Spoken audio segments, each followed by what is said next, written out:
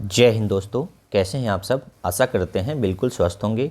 तो आप जैसा स्क्रीन पर देख रहे हैं कि आज का प्रश्न संख्या 11 है।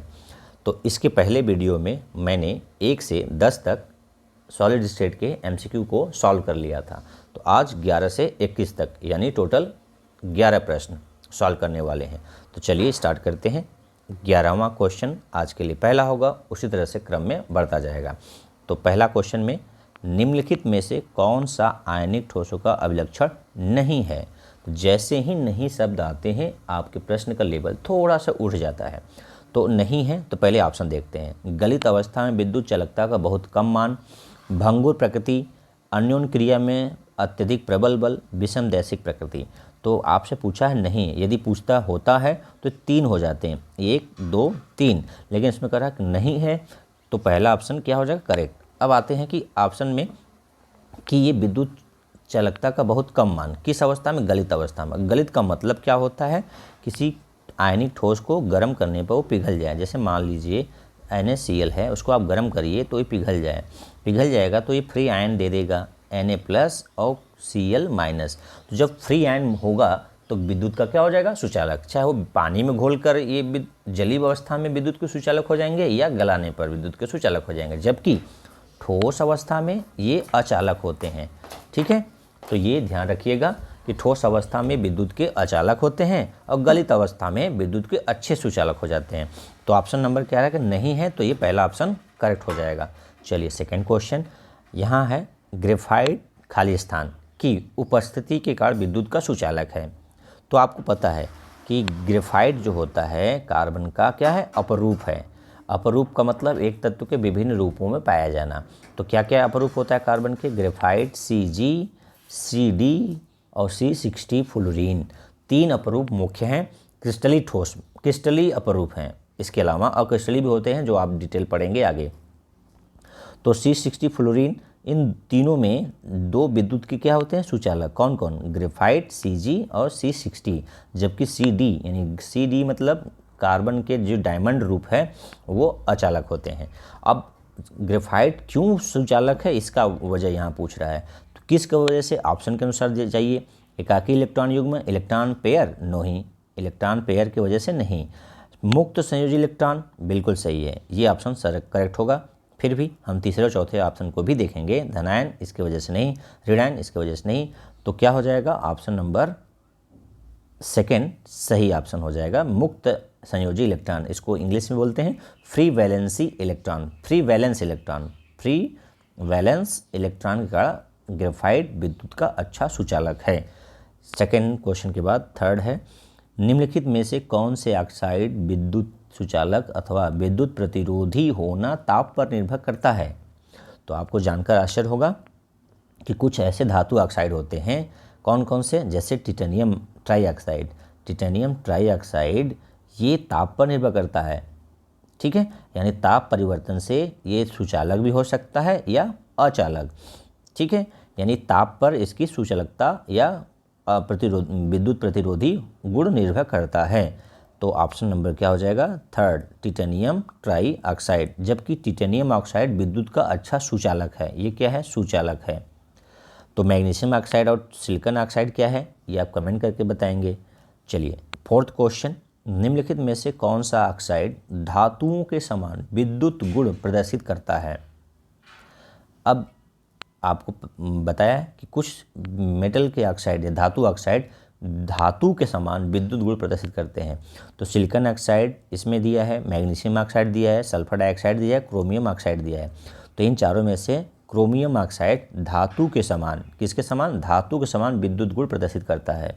इसके अलावा अभी मैं क्या ऑप्शन दिया था, टिटेनियम ऑक्साइड। लेकिन टिटेनियम ट्राईऑक्साइड ये ताप पर निर्भर करता है कि ताप परिवर्तन पर ये, कुछ ताप पर ये विद्युत का सुचालक होगा, कुछ ताप पर विद्युत का प्रतिरोधी यानी अचालक होगा।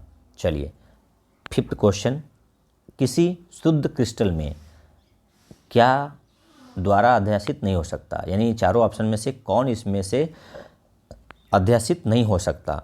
तो आप जानते हैं क्रिस्टल जालक निर्माण के समय, यानी मैं सिंपल यूनिट बनाने का प्रयास कर रहा हूँ कि सिंपल यूनिट क्रिस्टल में यहाँ पर जो होते हैं, क्या होते हैं, एक मिनट,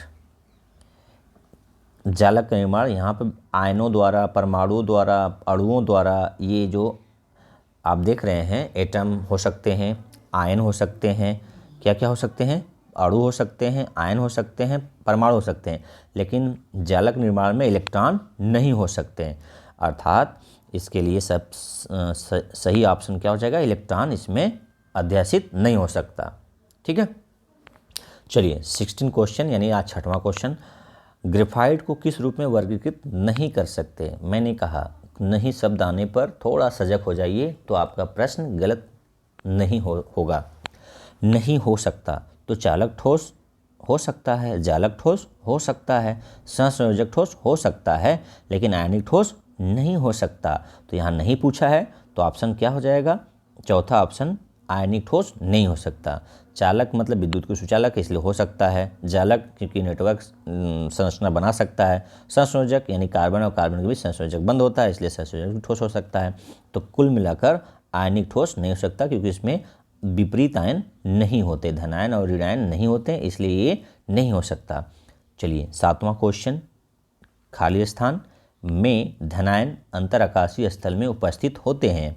तो आप बहुत बार पढ़े होंगे कि फ्रेंकल-शॉर्टकी दोष पढ़े होंगे। तो फ्रेंकल दोष में क्या होता है, तो आप जानते हैं कि फ्रेंकल दोष में धनायन अपना स्थान चेंज करके कहाँ चला जाता है, अंतर आकाशीय स्थान में चला जाता है। सपोज दैट मान लीजिए ये क्या है, धन आयन है, ये ऋण आयन है, धन आयन है, ऋण आयन है, ऋण आयन, धन आयन, ऋण आयन, धन आयन, धन आयन, ऋण आयन, धन आयन, ऋण आयन।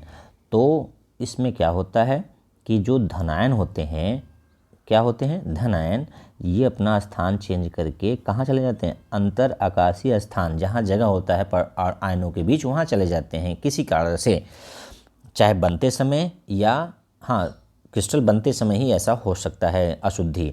तो इसके वजह से यहाँ पर क्या होता है, खाली स्थान हो जाता है, यहाँ क्या हो जाएगा, खाली। तो और यहाँ पर ये क्या हो जाएगा, क्रिस्टल जो आयन है वो यहाँ आ जाएगा, इस क्षेत्र में, रीजन में, देखिए यहाँ पर आ जाएगा। तो इसकी वजह से जो अशुद्धि होती है उसको कहते हैं फ्रेंकल दोष। तो घनत्व में क्या होगा, कमी नहीं होगा, लेकिन दोष तो उत्पन्न हो गया क्योंकि ये चीज़ यहाँ से उठकर अपना स्थान छोड़कर कहाँ चला गया, अंतरआकाशीय स्थान में। तो इसके वजह से जो दोष होता है उसको बोलते हैं फ्रेंकल दोष। क्या बोलते हैं, फ्रेंकल दोष। जबकि शॉर्टकी दोष में क्या होता है, बराबर संख्या में धनायन और ऋणायन बराबर संख्या में कम हो जाते हैं, इसमें घनत्व की कमी हो जाती है, घनत्व में कमी हो जाती है। ठीक है, तो ऑप्शन नंबर क्या हो जाएगा, 1। ओके, चलिए 17वां के बाद 18वां यानी 8वां क्वेश्चन। क्रिस्टलों में शॉर्टकी दोष तब प्रक्षित होता है जब, यहाँ खाली स्थान है तो इसमें कौन से 4 ऑप्शन में भरे जाएंगे। तो ऑप्शन पहला है, कुछ धनायन अपने जालक स्थान से निकलकर अंतरआकाशीय स्थान में अध्यासित हो जाते हैं, ये तो फ्रेंकल में होता है। जालक से समान संख्या में धनायन एवं ऋणायन अनुपस्थित होते हैं, बिल्कुल इसमें शॉर्टकी दोष होता है, यही वजह हो जाएगा कि शॉर्टकी दोष उत्पन्न होता है। लेकिन तीसरा और चौथा भी पढ़ना जरूरी होता है। कुछ जालक स्थल इलेक्ट्रॉन द्वारा अध्यासित होते हैं, बिल्कुल नहीं। जालक में कोई अशुद्धि उपस्थित होती है, नहीं, ये तो इम्प्योरिटी में होती है। और जालक स्थल इलेक्ट्रॉन द्वारा अध्यासित होता ही नहीं है, ये भी नहीं ऑप्शन हो सकता है। तो ऑप्शन नंबर 2 क्या हो जाएगा, करेक्ट। चलिए 9वां क्वेश्चन यानी 19वां क्वेश्चन। पी प्रकार के अर्धचालक द्वारा उपार्जित आवेश के बारे में निम्नलिखित में से कौन से क्या सही है। तो मैं आपको बता दूं क्या कि सिलिकॉन, मान लीजिए सिलिकॉन है, ये परमाणु क्या है, ये सिलिकॉन परमाणु है, ये अर्धचालक है।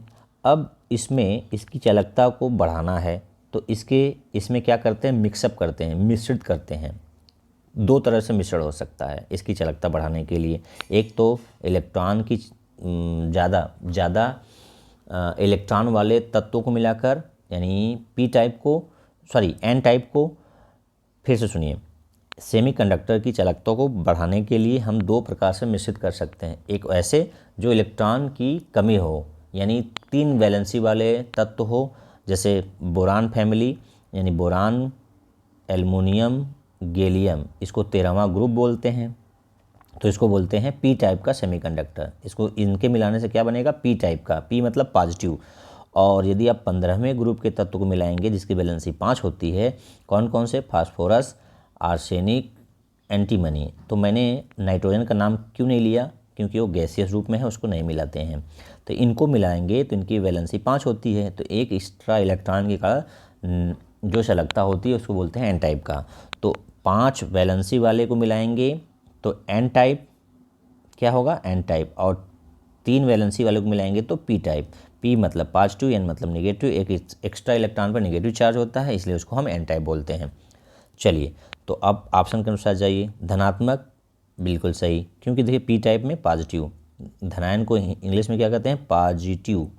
पॉजिटिव का क्या लिया गया है, पी, तो ऑप्शन नंबर 1 करेक्ट हो जाएगा। फिर भी ऑप्शन 3rd 4th और 2nd को देखिए। उदासीन बिल्कुल नहीं, दृढ़ायन नहीं, पी अशुद्धि की क्षमता पर निर्भर करता है, बिल्कुल नहीं। ठीक है, चलिए 20वां क्वेश्चन।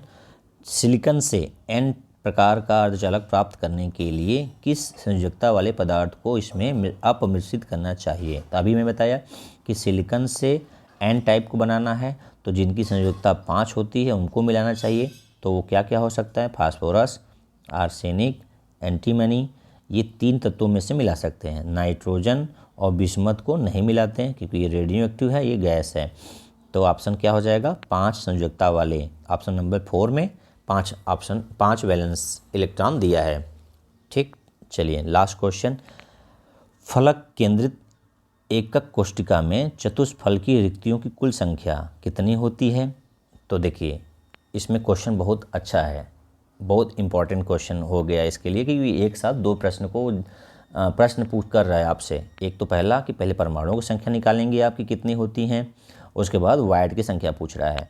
तो रिक्तियों की संख्या, वो भी कैसा, चतुष्फल की। तो चतुष्फल की रिक्तियों की संख्या, टेट्राहेड्रल वाइड की संख्या क्या होती है, परमाणु की संख्या का 2 गुना।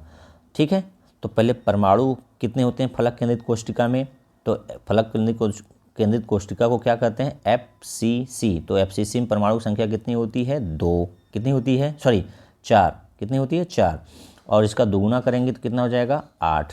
तो किस ऑप्शन में 8 दिया है, ऑप्शन नंबर 2 में 8 दिया है। ठीक है, इस तरह से यदि टेट्राहेड्रल वाइड की जगह पर ऑक्टाहेड्रल वाइड पूछता तो, कि मान लीजिए ऑक्टाहेड्रल वाइड कितने होते हैं, ऑक्टाहेड्रल वाइड के लिए n के बराबर, तो n मतलब 4, तो 4 ऑक्टाहेड्रल वाइड होंगे और 8 टेट्राहेड्रल वाइड होंगे, यानी चतुष्फल की। अष्टफल की 4, चतुष्फल की 8, क्योंकि परमाणु की संख्या का दुगुना होते हैं। तो वीडियो कैसा लगा कमेंट करके बॉक्स में अपना विचार जरूर रखें। आज के लिए इतना ही। जय हिंद, जय भारत। आपका दिन मंगलमय हो।